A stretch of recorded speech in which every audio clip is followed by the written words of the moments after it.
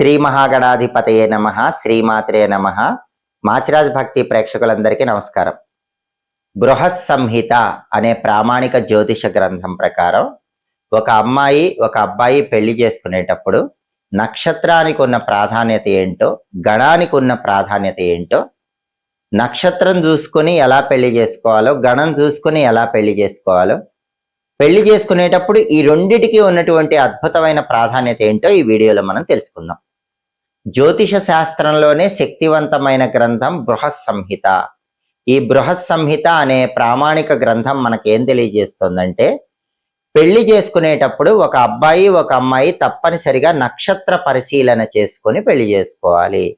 నక్షత్ర పరిశీలన ఎలా చేయాలంటే, అబ్బాయిది జన్మ నక్షత్రం తీసుకుంటే అమ్మాయిది కూడా జన్మ నక్షత్రమే తీసుకొని ఆ రెండు నక్షత్రాలు కలిసినయ్యా లేదా చూసుకోవాలి.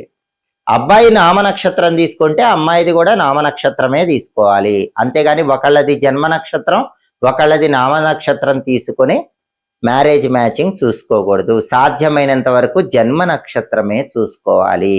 Date of birth, time, place లేని వాళ్ళు, జన్మ నక్షత్రం లేని వాళ్ళు అప్పుడు మాత్రమే పేరును బట్టి వచ్చే నామ నక్షత్రం అనేది మ్యారేజ్ మ్యాచింగ్ లో చూసుకోవాలి. బృహత్ సంహిత, ముహూర్త దర్పణం అనే ప్రామాణిక గ్రంథాలు ఈ విషయాన్ని తెలియజేస్తున్నాయి.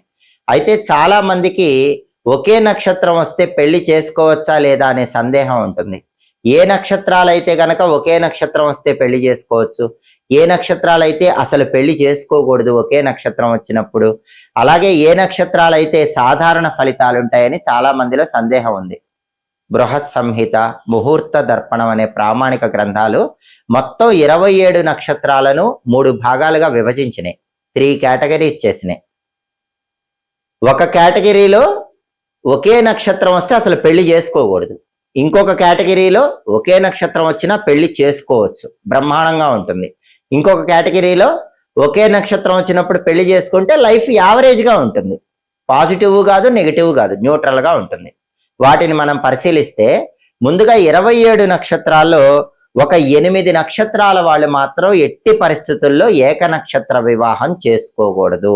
అంటే అబ్బాయి జన్మ నక్షత్రము అమ్మాయి జన్మ నక్షత్రము ఒకటే వచ్చినప్పుడు ఆ 8 నక్షత్రాల వాళ్ళు మాత్రం ఎట్టి పరిస్థితుల్లో పెళ్లి చేసుకోకూడదు. ఆ 8 నక్షత్రాలు ఏంటంటే భరణి, ఆశ్లేష, స్వాతి, జ్యేష్ఠ, మూల, ధనిష్ట, శతభిష, పూర్వభద్ర.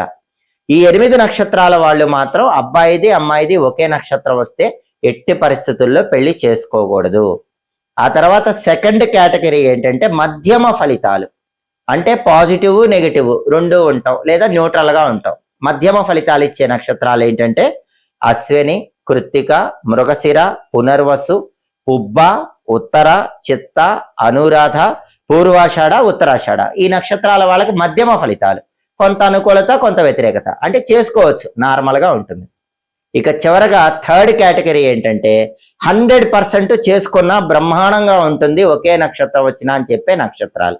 ఆ నక్షత్రాలు ఏంటంటే రోహిణి, ఆరుద్ర, మఖ, హస్త, విశాఖ, శ్రవణ, ఉత్తరాభాద్ర, రేవతి. ఈ నక్షత్రాలు మాత్రం ఒకే నక్షత్రమైనా ఖచ్చితంగా చేసుకోవచ్చు, కానీ పాదభేదం ఉంటే మంచిది.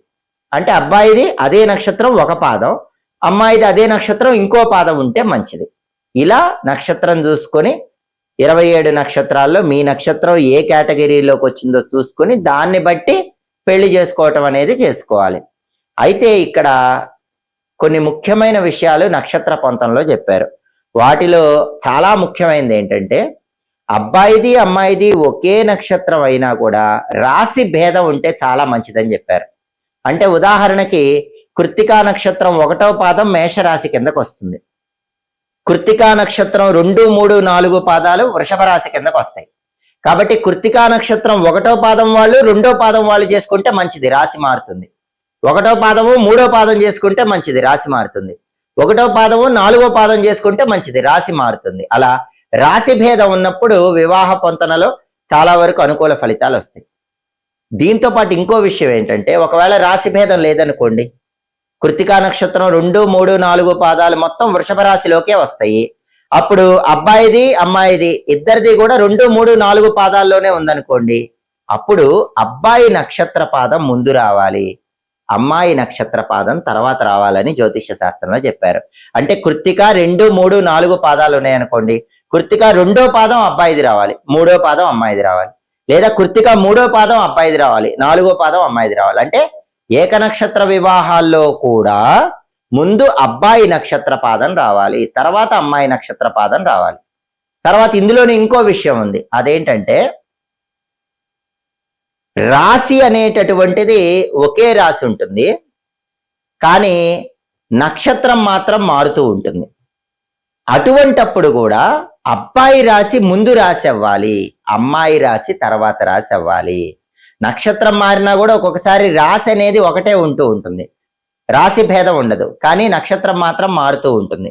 ఇలా నక్షత్రాల పరంగా తీసుకున్నా రాశి పరంగా తీసుకున్నా అబ్బాయిది అమ్మాయిది ఒకే నక్షత్రం వచ్చినప్పుడు అబ్బాయి నక్షత్ర పాదం ముందు అమ్మాయి నక్షత్ర పాదం తర్వాత రావాలి. లేదా ఒకే నక్షత్రము రాసులు వేరైనప్పటికీ అబ్బాయి రాశి ముందు అమ్మాయి రాశి తర్వాత రావాలి. ఇలా నక్షత్ర పొంతన చూసుకొని వివాహం చేసుకుంటే అనుకూల ఫలితాలు వస్తాయి. అలాగే వివాహ పొంతనలో గణానికి కూడా ప్రత్యేకమైన ప్రాధాన్యత ఉంటుంది. మనకి 27 నక్షత్రాలు కూడా 3 కేటగిరీస్ గా డివైడ్ చేశారు. దేవగణము, మనుష్యగణము, రాక్షస గణం అని 3 కేటగిరీస్ గా డివైడ్ చేశారు. దేవగణం వాళ్ళు దేవగణం వాళ్ళని పెళ్లి చేసుకోవాలి, మనుష్యగణం వాళ్ళు మనుష్యగణం వాళ్ళని పెళ్లి చేసుకోవాలి, రాక్షస గణం వాళ్ళు రాక్షస గణం వాళ్ళని పెళ్లి చేసుకోవాలి. అప్పుడు గణకూటమి బాగుంది అంటారు. గణకూటమి ఎందుకు అంటే అండర్స్టాండింగ్ బాగుంటాను. గణకూటమి బాగుంటే భార్యాభర్తల మధ్య అండర్స్టాండింగ్ చాలా అద్భుతంగా ఉంటుంది. అయితే ప్రతిసారి దేవగణం వాళ్ళు దేవగణం వాళ్ళని, మనుష్యగణం వాళ్ళు మనుష్యగణం వాళ్ళని, రాక్షస గణం వాళ్ళు రాక్షస గణం వాళ్ళని పెళ్లి చేసుకోవటం కష్టం కదా. అటువంటప్పుడు దేవగణం వాళ్ళు మనుష్యగణం వాళ్ళనైనా చేసుకోవచ్చు, కానీ రాక్షస గణం వాళ్ళని మాత్రం చేసుకోకూడదు. ఈ ఒక్క విషయం మాత్రం జాగ్రత్తగా పాటించాలి. అసలు ఏ నక్షత్రాలు దేవగణం, ఏ నక్షత్రాలు మనుష్యగణం, ఏ నక్షత్రాలు రాక్షస గణం అంటే మనకి 27 నక్షత్రాల్లో దేవగణం వచ్చే నక్షత్రాలు ఏంటంటే అశ్విని, మృగశిర, పునర్వసు, పుష్యమి, స్వాతి, హస్త, శ్రవణ, అనురాధ, రేవతి. వీటిని దేవగణ నక్షత్రాలు అంటారు.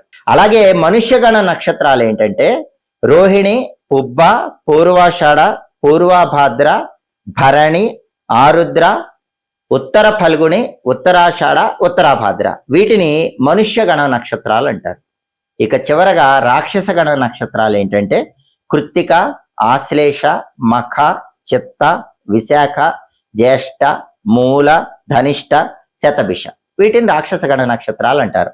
ఒకే గణం వాళ్ళు పెళ్లి చేసుకుంటే పూర్తి మైత్రి ఉంటుంది, 100% ఫ్రెండ్షిప్ ఉంటుంది. దేవగణం వాళ్ళు దేవగణం వాళ్ళని, మనుష్యగణం వాళ్ళు మనుష్యగణం వాళ్ళని, రాక్షస గణం వాళ్ళు రాక్షస గణం వాళ్ళని చేసుకుంటే 100% ఫ్రెండ్షిప్ ఉంటుంది, భార్యాభర్తల మధ్య 100% అనుకూలత ఉంటుంది. దేవగణము మనుష్యగణము చేసుకుంటే ఒక 75% ఉంటుంది. కానీ దేవగణం రాక్షస గణం చేసుకోకూడదు, మనుష్యగణం రాక్షస గణం చేసుకోకూడదు.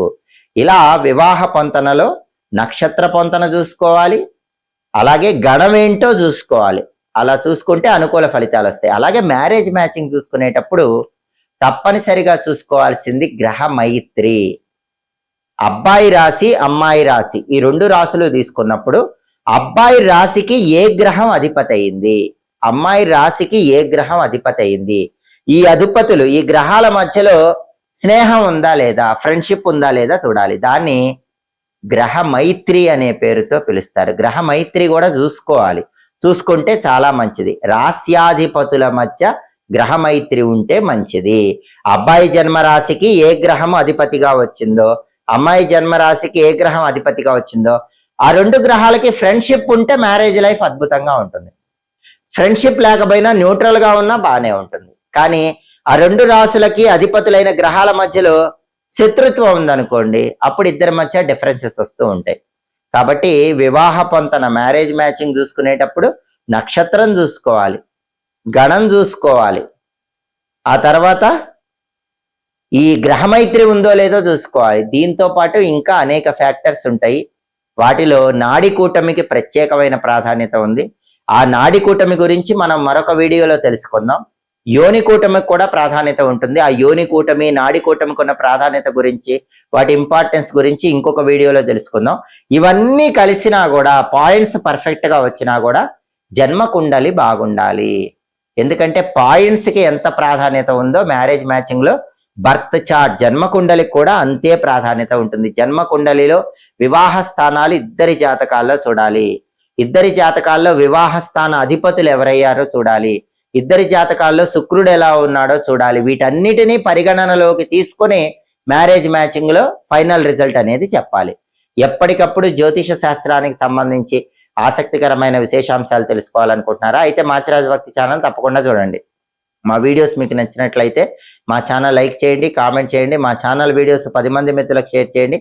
మా ఛానల్ సబ్స్క్రైబ్ చేసుకోండి. పక్కనున్న బెల్ సింబల్ నొక్కటం మాత్రం మర్చిపోకండి.